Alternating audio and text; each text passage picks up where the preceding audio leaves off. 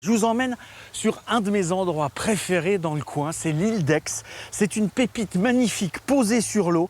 Là-bas, l'ombre de l'empereur plane, puisque le 15 octobre 1815, il a embarqué sur le Bellérophon pour sa dernière destination qui était Sainte-Hélène.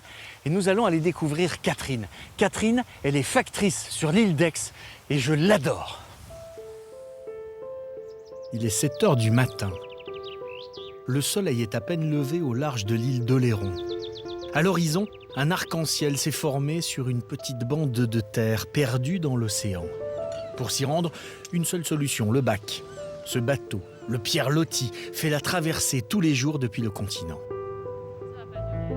À cette heure-ci, le bateau embarque un précieux chargement. Ce matin, il y a 2 sacs. Parfois, c'est plus, parfois, c'est moins. Qu'est-ce que vous apportez là ? Alors, c'est le courrier de l'île d'Aix que j'ai été chercher au centre de tri à Rochefort, que je ramène au bateau pour la postière de l'île d'Aix, tous les jours.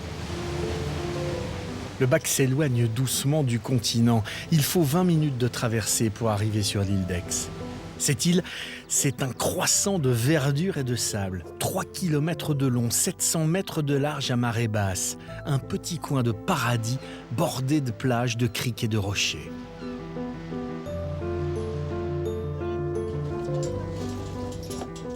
Et Catherine est la postière de l'île. Elle récupère les sacs de courrier. Merci.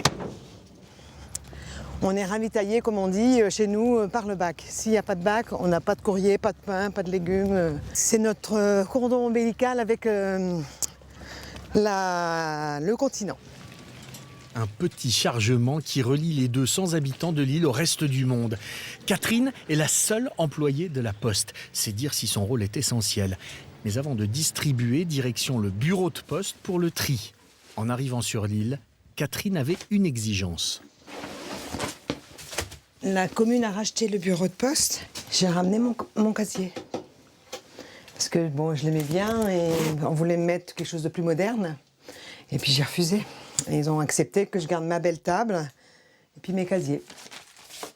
Voilà 18 ans que Catherine est l'unique postière de l'île d'Aix. Alors depuis toutes ces années, elle connaît tout sur le bout des doigts. Là, c'est première partie du village, deuxième partie du village. La première des pièces, c'est la campagne. Courrier, colis et recommandé, je fais tout. Je suis polyvalent, on dit.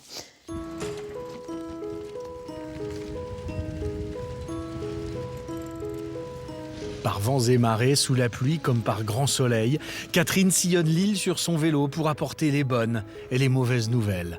Sur l'île, tout le monde, sans exception, connaît la postière. Oui. Moi aussi. Bonjour, Colette. C'est le courrier pour Mounette. Voilà, merci.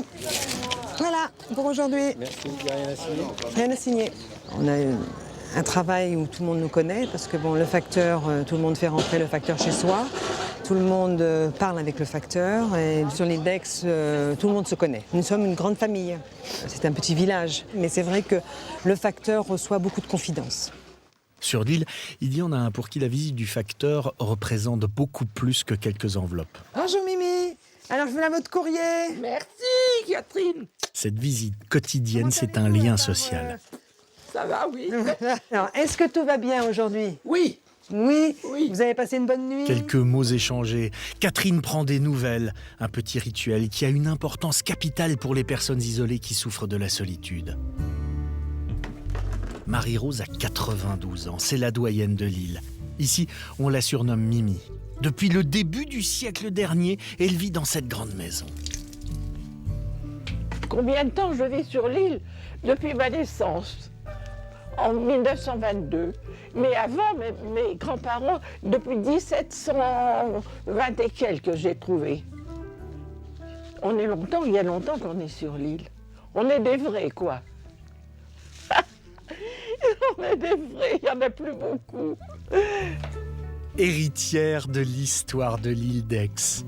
Mimi ne partirait pour rien au monde. Son île, elle la porte dans son cœur et elle a transmis cette passion à ses descendants.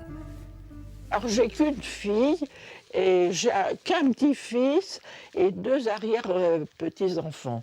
Et c'est l'île d'Aix, il n'y a que l'île d'Aix qui compte. Hein. Une île qui rend fou d'amour et plein de passion.